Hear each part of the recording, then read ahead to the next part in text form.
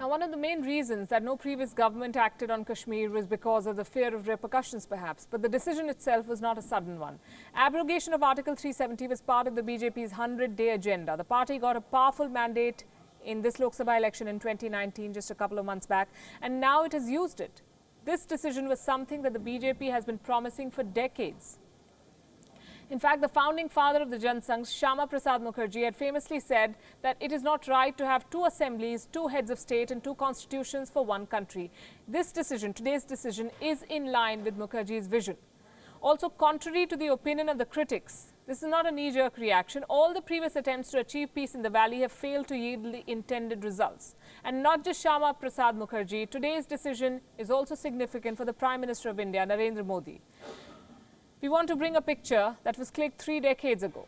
In 1992, Modi himself took part in the flag-hosting event at Lal Chowk in Srinagar. At the time, and there you have those images, Modi is reported to have said that Kashmir is India's very own and should have the same laws.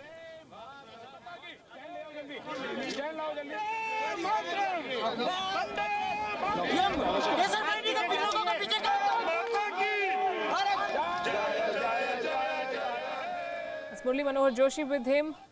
This is from 1992. Today, as Prime Minister of India, Narendra Modi has brought the state in unison with the country's constitutional framework. Life has indeed come full circle for the Prime Minister in these 27 years. The Modi-Shah duo made full preparations before implementing this key decision today. The intent of the government was visible over the last month when security measures were put in place. Now, the reaction from the opposition parties was really strong and critical. They say that consensus should have been built around this issue before it was introduced in Parliament. Yes, it should have. That would have been ideal. But we live in a real world with its own set of exigencies. Consider some of these questions. Could consensus have been built on an idea as revolutionary as this one? Would the opposition have allowed peaceful implementation of this decision? Would political dynasties in Jammu and Kashmir have cooperated on the matter? And so the decision was announced in Parliament today.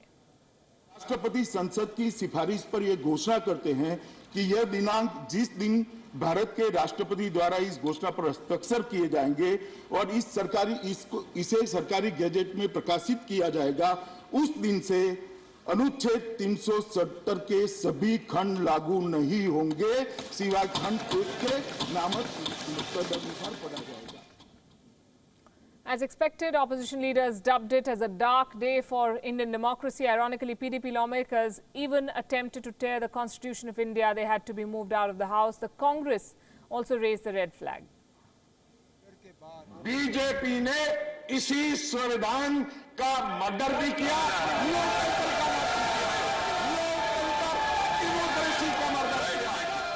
As one of the honourable members said, you have corrected, quote unquote, a so-called injustice of history. You are wrong, and history will prove you to be wrong, and future generations will realize what a grave mistake this House is making today. Embarrassingly for the Congress, many of its own veteran leaders and senior leaders have said that this was indeed a historical mistake that was righted today, albeit belatedly. The political class in Kashmir has reason to be concerned. Look at those who gain prominence, raking up the commitment to special status.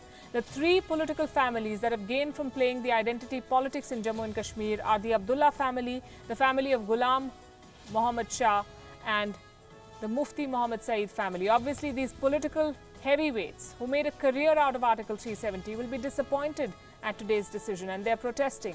The Congress too has gained by acting as the saviors of the minority in the valley and elsewhere in the country. Removal of special status is bound to hurt them politically. Probably that's where some of the criticism is coming from. But it's not as if all the opposition parties were against today's decision. Several parties like the JDS, the Samajwadi Party, the Aam Aadmi Party, surprise, surprise, welcomed the decision, but with riders. Their stance is this: it's good if it brings peace to the valley, but it should have been done with consensus. But tough decisions often face this kind of opposition. If the government waited for consensus, had they waited for consensus, perhaps they wouldn't have been able to act at all. So this was a choice, like previous Indian governments over the the past 7 decades have waited to build consensus on something as tricky as this. Pakistan, meanwhile, has termed India's decision on Kashmir as illegal. Islamabad says it will exercise all possible options to counter this step.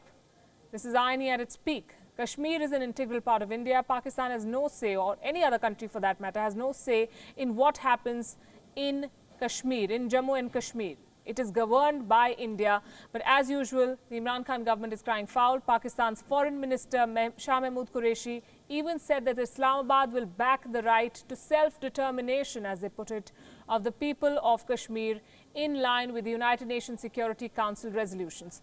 Again, an irresponsible comment from Pakistan. This makes Pakistan's urge to intervene in India's internal issues very, very clear. What is bilateral is the issue of terrorism, not the issue of Jammu and Kashmir, which remains an internal matter of India. Pakistan has also said it will raise the issue with the Americans. US diplomat Alice Wells is visiting Pakistan today, and Islamabad wants to raise this issue with her. This again has little relevance. After all, India has said that it will put up with no third-party intervention in the case of Jammu and Kashmir.